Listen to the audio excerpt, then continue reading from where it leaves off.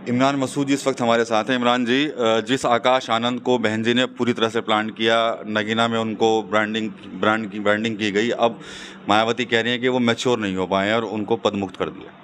मुझे लगता है कि आकाश ने पहली बार कोई मैच्योरिटी की बात की।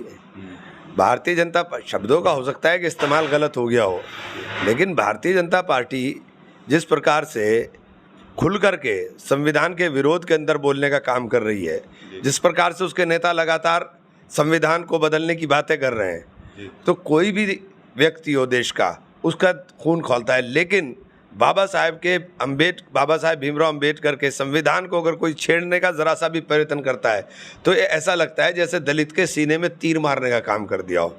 तो उसके दिल में कहीं ना कहीं ये दर्द हुआ और उसके मुंह से कुछ निकला और उसने बोल दिया।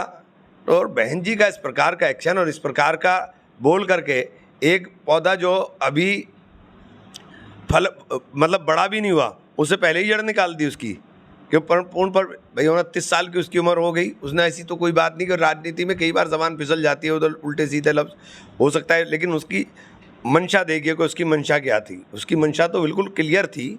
और सरकार जिस प्रकार से चल रही है तो प्रहारी तो कर रही है सरकार तो प्रहारी कर रही है, दलितों पर भी कर रही है, पिछड़ों पर भी कर रही है, नौजवानों पर भी कर रही है, किसानों पर भी कर रही है।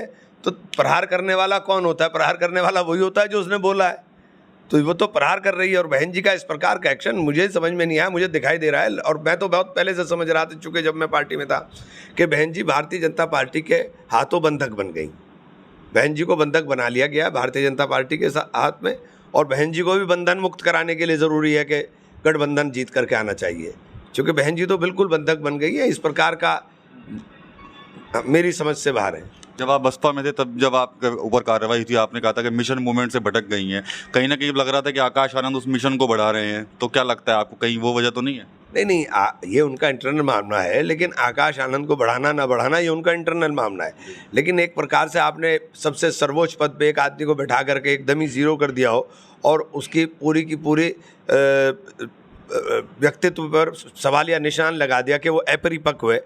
क्या बहन जी ने किस प्रकार के भाषण दे करके मूवमेंट को खड़ा किया? उन भाषणों पे गौर किया है कभी कि उन्होंने कैसे भाषण दे करके मूवमेंट को खड़ा किया था?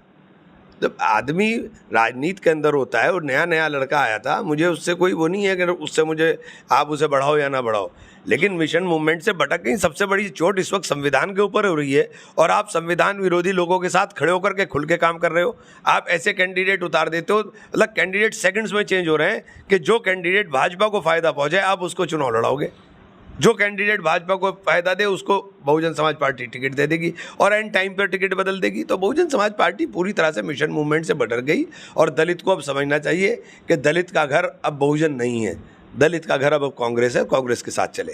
तो कहीं ना कहीं एक बार फिर से इमरान मसूद ने वही बात दोहराई है कि जो बहुजन समाज पार्टी है वो कहीं ना कहीं अपने मिशन मूवमेंट से भटक गई है, और शायद यही वजह है कि अब आकाश आनंद के ऊपर भी इस तरह की कार्रवाई जो है वो की गई है।